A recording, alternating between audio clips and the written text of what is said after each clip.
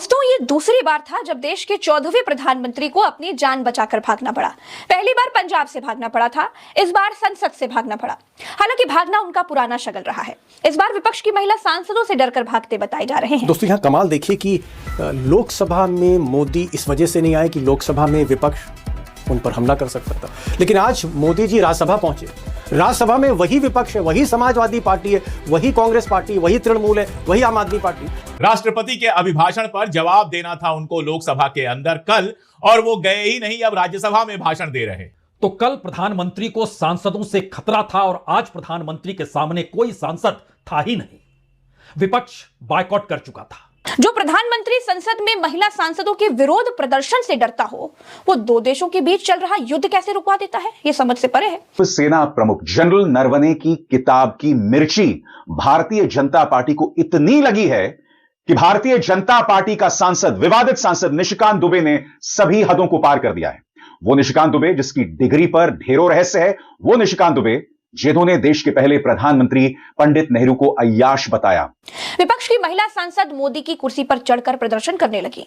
निशिकांत दुबे ने कहा कि भारत जब आजाद हुआ तो भारत के पहले प्रधानमंत्री नेहरू अय्याशी कर रहे थे। तीसरे दिन एक बार रोका, फिर चीजें गायब होती चली गई और एक झटके में बताया गया कि अब प्रधानमंत्री भाषण देने नहीं आएंगे। 2004 में मनमोहन सिंह के साथ ऐसा हुआ था। राष्ट्रपति के अभिभाषण पर वो अपनी बात रख नहीं पाए थे, वो प्रधानमंत्री थे। इस वक्त तो ना विपक्ष का नेता ना प्रधानमंत्री, लेकिन प्रधानमंत्री राज्यसभा में क्या कुछ कह गए उससे पहले हमें लगता है जो स्पीकर लगातार रोकते चले जा रहे थे प्रतिपक्ष के नेता को, उन्होंने ही आज जानकारी दी कि दरअसल प्रधानमंत्री क्यों नहीं आए। दोस्तों नमस्कार। जैसा कि आपने वीडियो क्लिप में सुना कि नरेंद्र मोदी लोकसभा में भाषण देने के लिए नहीं पहुंचे। जिस तरह से लोकसभा में भाषण देने के लिए नरेंद्र मोदी को पहुंचना था और वहां पे भाषण देना था तो वहां पे नहीं गए। उससे पहले ही निशिकांत दुबे ने जो टिप्पणी की जवाहरलाल नेहरू को लेकर के अय्याश बता दिया, उसको लेकर के जो विपक्ष की जो सांसद महिलाएं थी वो नरेंद्र मोदी की कुर्सी पर चढ़ करके जो है कि विरोध करने लगी। उसी पर जिस तरह से ये संसद के अंदर जिस तरह से हंगामा हो गया, उसके बाद जब नरेंद्र मोदी का आने का समय था, ओम बिरला साफ कह दिए कि नरेंद्र मोदी यहाँ पे नहीं आएंगे, उनको जान का खतरा हो सकता है, उनको शारीरिक दंड जो है कि महिलाओं के द्वारा मिल सकता है। तो दोस्तों चलिए पूरे वीडियो को देखते हैं शुरू से लेकर के अंत तक, और आपकी क्या राय है जरूर लिखे। आप हमारे चैनल में पहली बार तो सब्सक्राइब जरूर करें। यही वजह थी कि मोदी सदन में नहीं आए और अब स्पीकर जो है सेकेंड थॉट में मोदी को बचाने के लिए विपक्ष को ही बदनाम कर रहे हैं। ये एक्सपेक्टेशन थी हम लोगों की कि प्रधानमंत्री जवाब नहीं देंगे। अब दोस्तों, यहाँ कमाल देखिए कि लोकसभा में मोदी इस वजह से नहीं आए कि लोकसभा में विपक्ष उन पर हमला कर सकता था, लेकिन आज मोदी जी राज्यसभा पहुंचे। राज्यसभा में वही विपक्ष है, वही समाजवादी पार्टी है, वही कांग्रेस पार्टी, वही तृणमूल है, वही आम आदमी पार्टी। राज्यसभा में वही विपक्ष है, लेकिन मोदी जी वहां पर पहुंचे। विपक्ष ने वहां मोदी जी का विरोध जरूर किया, लेकिन मोदी जी के करीब कोई नहीं गया। मोदी जी से सब दूर चले गए, वॉकआउट कर। दोस्तों, जो बड़ा सवाल है वो ये है कि क्या स्पीकर प्रधानमंत्री को बचा रहे हैं? यानी पहली बार मोदी, जो भी डर हो, जिस डर की वजह से वो सदन में नहीं आए, या राहुल गांधी का सामना नहीं करना चाहते थे, या तोहमतों का या इल्जामों का सामना नहीं करना चाहते थे, जिस भी वजह से मोदी सदन में नहीं आए, क्या स्पीकर मोदी जी की लाज रखने के लिए इस तरह की बातें कर रहे हैं कि मैंने मना कर दिया, अगर वो आते तो कहीं ना कहीं उन पर हमला हो जाता, अटैक हो जाता? इस तरह की बातें क्यों कर रहे हैं स्पीकर साहब? और अगर उनको पुख्ता जानकारी है, अगर उनके पास स्पेसिफिक इनपुट है, इंटेलिजेंस इनपुट है कि कई सांसद हमला कर देते, मोदी जी की सीट पर जाके हाथापाई करते, फिजिकल अटैक करते, अगर ऐसा था तो क्या स्पीकर इस पर जांच कराएंगे? क्या कोई इंक्वायरी होगी इसमें, ऑल पार्टी इंक्वायरी होगी जिसमें सभी पार्टियों के सांसद हों, वो एक तहकीकात करें इसमें कि आखिर वो कौन सांसद थे और उनको चिन्हित किया जाए, उनके नाम बताए जाएं जो प्रधानमंत्री पर हमला करना चाह रहे थे। सवाल इस बात का है, ऐसा तो नहीं है कि सरकार खुद ही अपने जाल में फंस गई है इस तरह की बात करके, या फिर जो प्रियंका गांधी कह रही थी कि ये विपक्ष को बदनाम करने की साजिश है, हमले की साजिश नहीं है। अगर फूहड़ता की और ड्रामेबाजी की कोई हद होती होगी तो भी भाजपा के आगे खीसे निपोड़ देती होगी। संसद की तस्वीर देखिए। ये तस्वीर तब की है जब मोदी के सांसद निशिकांत दुबे ने संसद में नेहरू को अय्याश कहा। विपक्ष की महिला सांसद मोदी की कुर्सी पर चढ़कर प्रदर्शन करने लगी। निशिकांत दुबे ने कहा कि भारत जब आजाद हुआ तो भारत के पहले प्रधानमंत्री नेहरू अय्याशी कर रहे थे। भारत जब स्वतंत्र हुआ तो किस तरह से पाकिस्तान का बंटवारा हुआ और किस तरह से भारत के पहले प्रधानमंत्री अय्याशी कर रहे थे, इस किताब में मैं उसकी भारत के 14वें प्रधानमंत्री के बारे में ऐसी ऐसी तमाम बातें कह सकती थी, क्योंकि भारत के 14वें प्रधानमंत्री कलयुग के राक्षस राज बच्चियों के भक्षक एप्स्टीन से जुड़े हुए पाए गए थे। लेकिन कांग्रेस ने ऐसा बिल्कुल नहीं कहा।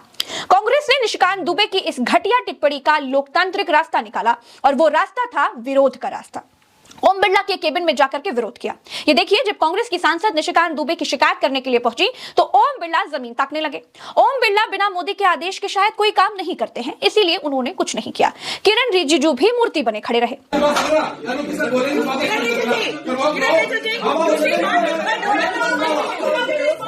उसके बाद जब संसद की कार्रवाई शुरू हुई तो सामने आई ये तस्वीर, देखिए जो आपके सामने है, जिसकी वजह से मोदी को पिछले 12 सालों में दूसरी बार मैदान छोड़कर भागना पड़ा। एक बार पंजाब में किसानों से डरकर भागे थे और अब संसद में महिला सांसदों से डरकर भाग खड़े हुए। महिला सांसद विरोध कर रही थी, कट्टा गोली बंदूक लेकर के सदन में नहीं खड़ी थी, लेकिन भाजपा ने कहा कि मोदी पर शारीरिक हमला हो सकता था, इसीलिए उनका भाषण रद्द कर दिया गया। मोदी संसद तक आ चुके थे और वापस लौट गए। भाजपा ने कहा कि मोदी पर शारीरिक हमला होने वाला था।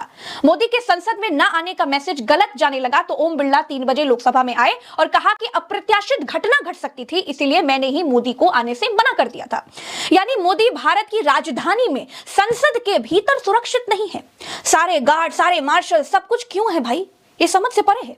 दोस्तों, मोदी के मैदान छोड़कर भागने को पूरा तंत्र मिलकर इवेंट में तब्दील करने में जुटा है। जब सदन के नेता को सम्मानीय महामहिम राष्ट्रपति के अभिभाषण पर जवाब देना था तो मेरे पास पुख्ता ऐसी जानकारी आई कि कांग्रेस पार्टी के कई सदस्य माननीय प्रधानमंत्री जी के आसन पर पहुंचकर कोई भी अप्रत्याशित घटना कर सकते थे। ये दृश्य मैंने सदन में देखा भी सही। अगर ये घटना हो जाती तो ये अत्यंत अप्रिय दृश्य देश के लोकतांत्रिक परंपराओं को तार तार कर देता। इसको टालने के लिए मैंने माननीय प्रधानमंत्री से आग्रह किया कि उन्हें सदन में नहीं आना चाहिए। जो प्रधानमंत्री संसद में महिला सांसदों के विरोध प्रदर्शन से डरता हो, वो 2 देशों के बीच चल रहा युद्ध कैसे रुकवा देता है? ये समझ से परे है। यही निशिकांत दुबे कल तक नियम की किताब खोलकर राहुल गांधी को ज्ञान बांट रहे थे कि किसी किताब, किसी अखबार, किसी मैगजीन, किसी मेल का हवाला देकर के संसद में कुछ नहीं कहा जा सकता, लेकिन खुद नेहरू को अय्याश कहने के लिए किताबें लेकर आए थे। Point 349(1) shall not read any book, newspaper or letter। तो कल प्रधानमंत्री को सांसदों से खतरा था और आज प्रधानमंत्री के सामने कोई सांसद था ही नहीं। विपक्ष बायकॉट कर चुका था। वही लोग बैठे थे जो जानते हैं इस दौर की राजनीति में प्रधानमंत्री मोदी का होना बीजेपी के लिए सब कुछ है। और जो सांसद ये नहीं समझते हैं उनका महत्व है ही नहीं। तो बचा कौन? बचा सिर्फ वह सच जो एक किस्सा गोई की शक्ल में आज की तारीख में संसद के भीतर लगातार गूंज रहा था, क्योंकि प्रधानमंत्री बतला रहे थे इस देश के भीतर बैंकों से जो कर्ज लेते थे वो नहीं लौटाते थे और उसके बाद वो एनपीए में तब्दील हो जाता था। वो दरअसल अब 1% के नीचे चला गया, जो कि पहाड़ की तरह 2014 के वक्त था। हकीकत क्या है? 2013-14 में एनपीए भारत का 2 लाख या कहें 2,34,000 करोड़ था। 2 लाख 2013 में, और जब सरकार आ रही थी 2014 में मई के महीने में, उस वक्त एनपीए 2,34,000 करोड़ था। यह बढ़ते धीरे धीरे 10 लाख, 11 लाख करोड़, 12 लाख करोड़, 15 लाख करोड़, 18 लाख करोड़ पार करता जा रहा था। इस देश के जो पैसे वाले लोग थे वो पैसा उठाकर देश छोड़कर भागते जा रहे थे। सरकार ने आंखें बंद कर ली और कहा अच्छा उन्हें भागना है तो भागने देते हैं, हम रिटर्न ऑफ कर देते हैं। सरकार ने बैंक में पैसा डालना शुरू किया।